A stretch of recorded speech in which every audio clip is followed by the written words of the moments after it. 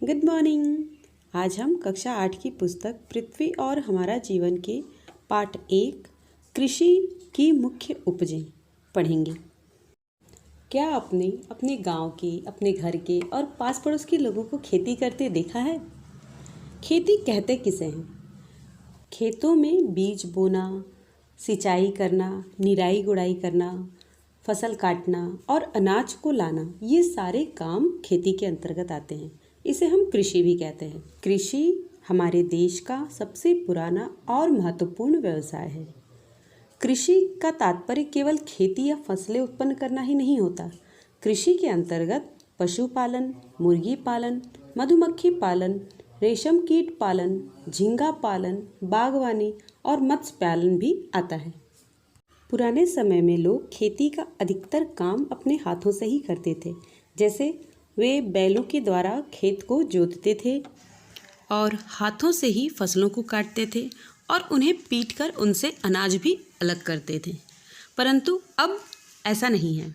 अब तो कई प्रकार के रासायनिक खाद, उर्वरक, जैविक खाद और उपकरण मौजूद हैं जिनसे खेती का काम बहुत ही आसानी से और बहुत ही कम समय में हो जाता है। इससे किसानों को काफ़ी सहायता मिली है। कृषि को 2 भागों में बांटा गया है। एक निर्वाह कृषि। तो निर्वाह कृषि वह होती है जो स्थानीय ज़रूरतों की पूर्ति के लिए की जाती है। इसे हम निर्वाह कृषि कहते हैं। निर्वाह कृषि किसे कहते हैं? जो कृषि स्थानीय ज़रूरतों की पूर्ति के लिए की जाती है उसे निर्वाह कृषि कहते हैं। दूसरा है व्यापारिक कृषि। फसलों को व्यावसायिक उपयोग के लिए उगाना व्यापारिक कृषि कहलाता है।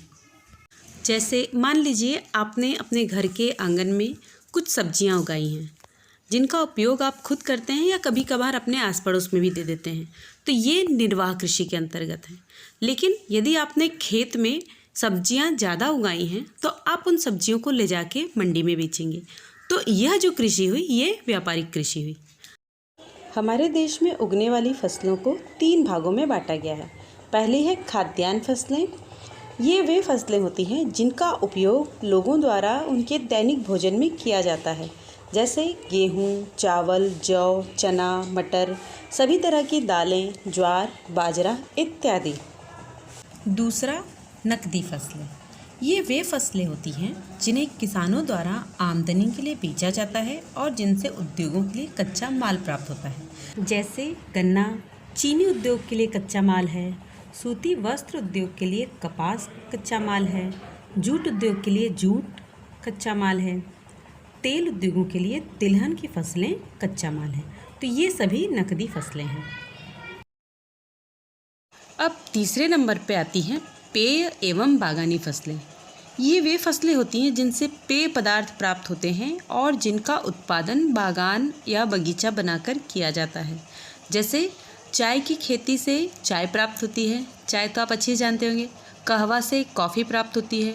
रबड़ से रबड़ प्राप्त होता है जिसका उपयोग रबड़ बनाने में किया जाता है, टायर वगैरह बनाने में किया जाता है। और गर्म मसाले, इन सब का उत्पादन बागान या बगीचे बनाकर किया जाता है। अब अलग अलग मौसम में बोई जाने वाली फसलों के आधार पर फसलों को 3 भागों में बांटा गया है। पहला है रबी, दूसरा खरीफ और तीसरा है जायद की फसलें। अब हम एक एक करके इन फसलों की सामान्य जानकारी प्राप्त करते हैं। सबसे पहले रबी की फसलें। ये फसलें अक्टूबर नवंबर में बोई जाती हैं और मार्च अप्रैल में काटी जाती हैं। इन्हें बोते समय कम तापमान की ज़रूरत होती है और जब ये फसलें पक रही हों तब इन्हें गर्म वातावरण की ज़रूरत पड़ती है। जैसे गेहूँ, चना, जौ, मटर, सरसों, अलसी आदि। खरीफ की फसलें। ये फसलें जून और जुलाई में बोई जाती हैं। इनकी कटाई अक्टूबर में की जाती है और इन्हें बुआई के वक्त अधिक तापमान और नमी की आवश्यकता होती है और पकते समय इन्हें शुष्क वातावरण की आवश्यकता होती है। जैसे धान, ज्वार, मक्का, मूंगफली आदि, ये सभी खरीफ की फसलें हैं। अब हैं जायद की फसलें। इन फसलों की बुआई मार्च और अप्रैल में की जाती है और जब फसल तैयार हो जाती है तब इन्हें काटा जाता है। उदाहरण तरबूज, खरबूज, ककड़ी और सभी प्रकार की सब्जियां जो भी गर्मी में उगाई जाती हैं।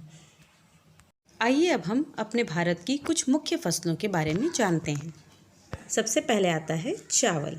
चावल का सबसे अधिक उत्पादन पश्चिम बंगाल, बिहार, असम, झारखंड, उड़ीसा, तमिलनाडु और उत्तर प्रदेश में होता है। इसे किस प्रकार की जलवायु चाहिए? इसे अधिक गर्मी, अधिक पानी और उपजाऊ चिकनी मिट्टी चाहिए। दूसरे नंबर पर है गेहूँ।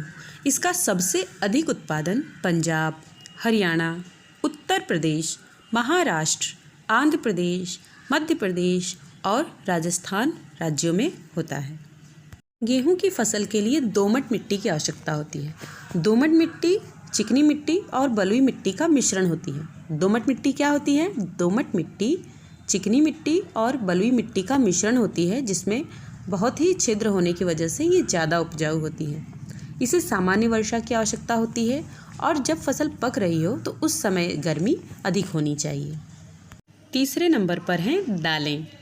दालों का उत्पादन सबसे अधिक उत्तर प्रदेश, उड़ीसा, महाराष्ट्र, कर्नाटक, बिहार और झारखंड राज्यों में होता है। अब इन्हें जलवायु कैसी चाहिए?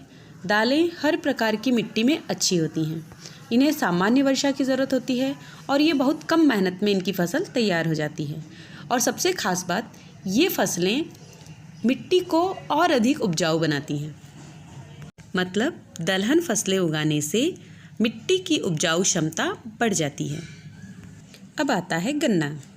गन्ने का उत्पादन सबसे अधिक उत्तर प्रदेश, पंजाब, बिहार, झारखंड, पश्चिम बंगाल, कर्नाटक और महाराष्ट्र राज्यों में होता है।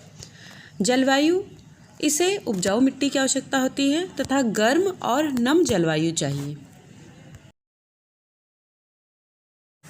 अब आते हैं हम एक बहुत ही खास फसल पे। उसका नाम है चाय। ये देखिए, ये चाय के बागान हैं और ये चाय के पौधे की पत्तियाँ।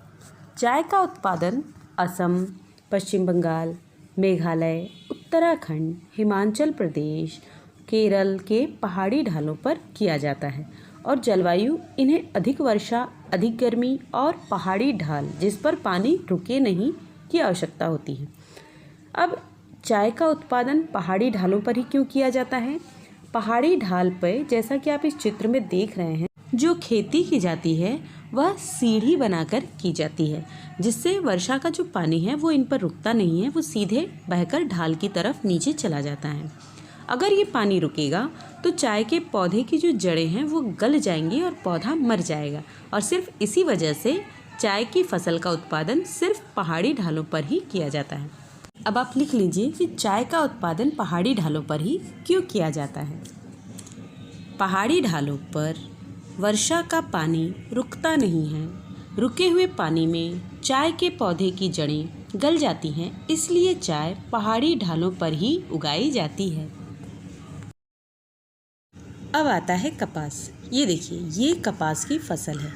कपास का उपयोग सूती वस्त्र बनाने में किया जाता है और इसका सर्वाधिक उत्पादन महाराष्ट्र, मध्य प्रदेश, पंजाब, तमिलनाडु, आंध्र प्रदेश और हरियाणा राज्यों में होता है। जलवायु में इसे काली मिट्टी की आवश्यकता होती है, नम जलवायु चाहिए और सिंचाई की अच्छी व्यवस्था होनी चाहिए। क्या आप बता सकते हैं कि कपास का उपयोग कहाँ किया जाता है? बिल्कुल ठीक, सूती वस्त्र बनाने में कपास का उपयोग किया जाता है। अब आता है जूट। जूट का सबसे अधिक उत्पादन बंगाल, असम, मेघालय, बिहार, उत्तर प्रदेश और उड़ीसा राज्यों में किया जाता है। इसे उपजाऊ मिट्टी की आवश्यकता होती है, अधिक वर्षा की आवश्यकता होती है, गर्म एवं नम जलवायु की आवश्यकता होती है। अब जूट का उपयोग किया कहाँ जाता है? जूट का उपयोग दरी, कालीन, बोरे बनाने में किया जाता है। वस्त्र बनाने में भी जूट का उपयोग किया जाता है और भी कई सजावटी सामान बनाने में जूट का उपयोग किया जाता है। रस्सियाँ बनाने में जूट का उपयोग किया जाता है, जिनका उत्तर आपको ये वीडियो देखकर लिखना है। पहला, निर्वाह कृषि और व्यापारिक कृषि किसे कहते हैं? दूसरा, चावल और गेहूं के उत्पादन के लिए कैसी जलवायु होनी चाहिए? तीसरा, भारत के मुख्य कपास उत्पादक राज्यों के नाम लिखिए। चौथा, चाय पहाड़ी ढालों पर ही क्यों उगाई जाती है? पाँचवा, जूट से क्या क्या बनाया जाता है। छठवां, खाद्यान्न, नकदी और पेय फसलों के 3-3 उदाहरण लिखिए। रबी और खरीफ की 3-3 फसलों के नाम लिखिए। इन सभी के उत्तर आपको अपनी कॉपी में लिखने हैं। अगर आपको इन प्रश्नों के उत्तर लिखने में परेशानी हो रही है तो आप वीडियो को फिर से देखें, आप इन प्रश्नों के उत्तर आसानी से लिख लेंगे।